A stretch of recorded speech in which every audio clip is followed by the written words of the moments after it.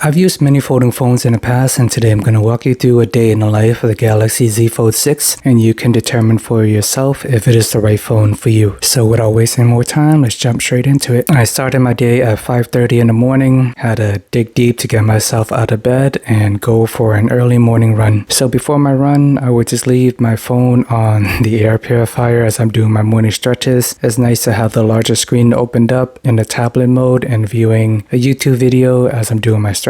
And side review, I'm actually testing the OnePlus Watch 2 and also the Galaxy Watch FE, wearing both watches at once. You may be wondering why I don't just leave the phone at home if I'm going for a run, but I like this specific running app that tells me how fast I'm going. It's called the Just Run app, and it tells me when to return as well. I look in the watch store to see if there's anything like that, and I didn't really see anything that fits my need that is easily to find right off the bat. Gonna take some trial and error to find the app that I like. Don't really have the time for that. So right now, I know this app on my phone works well for me, so I will be carrying the Galaxy Z Fold 6 with me on my early morning run. Luckily, they made this phone a lot lighter than the Galaxy Z Fold 5 last year, so it makes a huge difference in terms of quality of life improvement. My biggest complaint about the Z Fold 5 and its predecessor is those phone has always been so heavy. I hate holding it. It's just uncomfortable to hold for a long period of time. Even you're taking pictures or recording video, anything longer than 1 minute gets really cumbersome. Luckily, this year's model is much lighter. It is about the same size as the OnePlus Open last year, which I really like a lot, and Samsung did a great job of slimming this down just to make it easier to hold and use with one hand. And as I'm going on my run,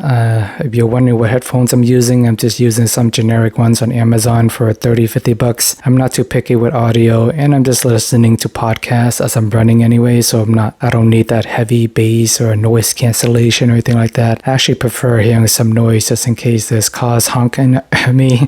I don't want active noise cancellation on all the time. So I like the headphones in general with the hook so it doesn't fall out of my ear. I think I have weird shaped ears, so anytime I use Galaxy Buds or AirPods, those things tend to fall out of my ear. So these $30-50 one usually work better for me. By the time I made it back home, it is 6:20 a.m. Phone is at 95% after an hour of being awake and running. So roughly 5% drop there. By 7 a.m., I'm just reading the news on the large screen. At that point, my phone is at 92%. And in the morning, as I'm starting my day, prepping food for my kid, I took some nice photos of him. Unfortunately, there was some bad one in there due to the shutter lag issue in the Galaxy Z Fold 6. Whenever you take a picture, there's a little delay. Once you snap the picture, you end up getting the picture like half a second later. So if your kid end up moving or your subject end up moving, you don't always get the picture that you think you're getting. So one of the downside with this phone, for a $2,000 phone, you expect a great camera, but Samsung's best camera is still the Galaxy S24 Ultra. The camera setup here is probably similar to the base model with some weird shutter lag. I didn't have any shutter lag issue on the Galaxy S24. So as a result, I did get some blurry pictures. And after coming back from my run, I'm just viewing my stats on my Galaxy Z Fold 6. I noticed that the Google Fit app is disrespecting me, saying I only ran 2.24 miles. Samsung Health app actually shows I did my 3.25 miles, and that is from my watch tracking. And throughout the morning, snap a few more pictures as I'm eating breakfast, playing Pokemon trading card game. And by 8:34 a.m., my phone is at 78%. After about 3 hours of being awake, I lost 22%, so roughly 7% decrease an hour. Not a great sign there. And after my breakfast, I went for a walk. I used my video camera to play with the slow-mo option, which is one of my favorite options on all smartphones. I switch over to the 3x lens just to do the same thing. One of the cool features about Samsung AI is you can record any video and go back and literally turn any single video into a slow motion video. It's a cool trick. I gotta remember to use it more if I can find good situation for it. I guess in theory you can do that with DaVinci Resolve or any video editing software. You can go back, slow the video down, speed it up. But at least now it's more convenient. It's on your phone. And I notice on a 3x camera when I'm recording a video, it does look a little grainy. Even though it's bright in the morning, the sun is out, I am walking walking under a little shadow, but it should still be bright enough to generate good video. Unfortunately, the 3x camera for video is not that great. You're better off using the wide angle or the main camera. I know they improved the wide angle camera this year for night photos, maybe even videos,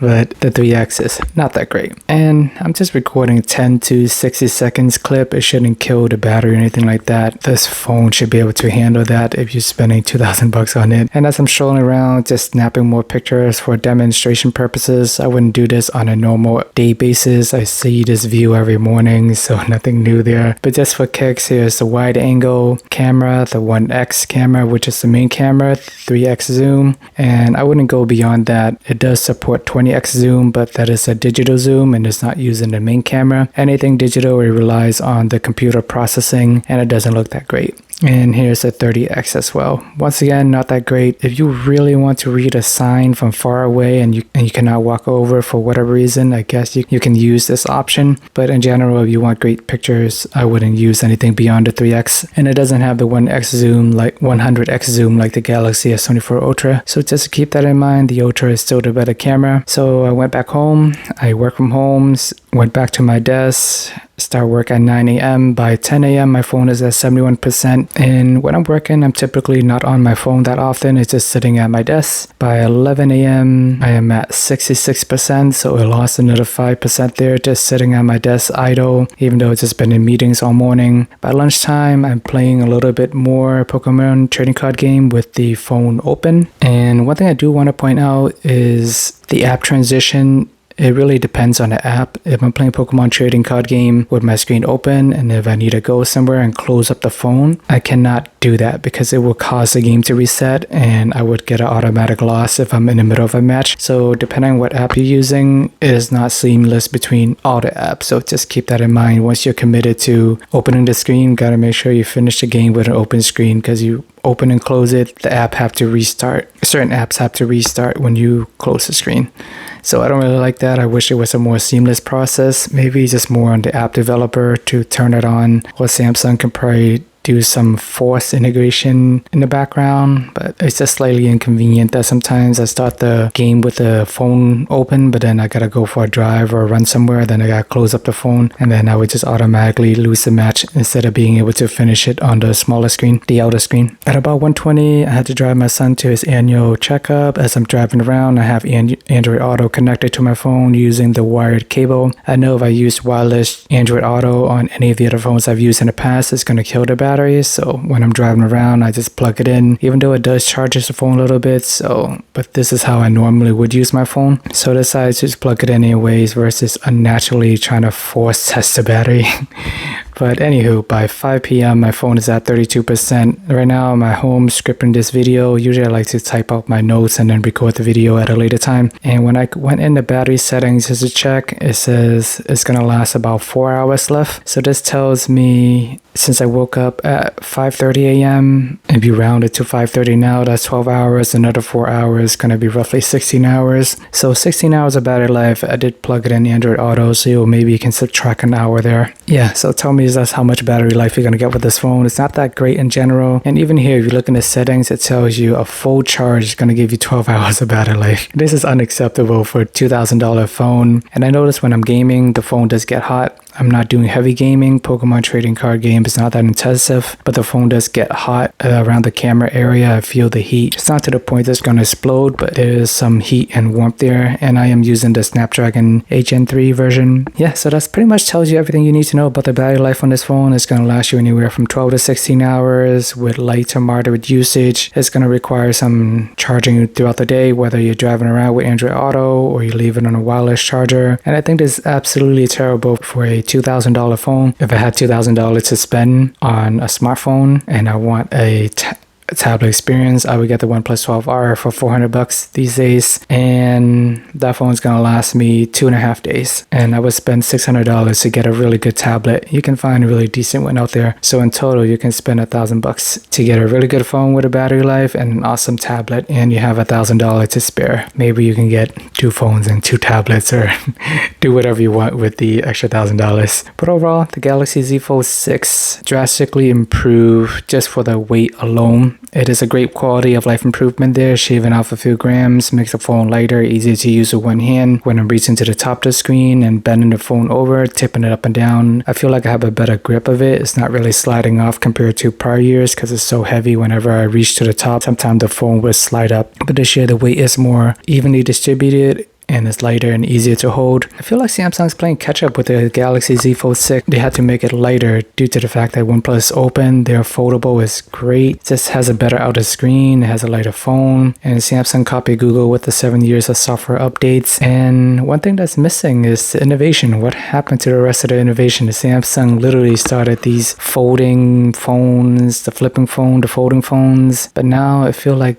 there leaves a lot to be desired. There's some cool AI tricks out there, but it's not something you use on a daily basis. I can go on to any other phone and I don't miss any of the AI tricks on this phone. So there it is. Normal day. I enjoy using this phone. The large screen is nice for playing games, watching videos, but even watching video, you don't even get the full 100% full screen. It doesn't take up the full real estate. I would say it takes up about 2/3 of the screen. So it's debatable how much more screen real estate you're getting compared to like a Galaxy S24 Ultra, where you do get the full screen. And certain games not being able to use the full screen and then change to the small screen and using the full screen again, there just needs to be better apps optimization there, whether it's Samsung or the app developers. Somebody gotta make it happen. But overall, this phone is fast. You're getting the latest chip, Snapdragon 8 Gen 3. The camera is fine, but it is comparable to Galaxy S24 versus the best that Samsung has to offer. Battery life is mediocre for what it is. Crease is still ugly in the middle. I see it every single day. My eyes does get adjust, but every now and then I still see it. With the OnePlus Open, the crease is much better, and I rarely ever notice it on the OnePlus Open compared to the Galaxy Z Fold 6. So I personally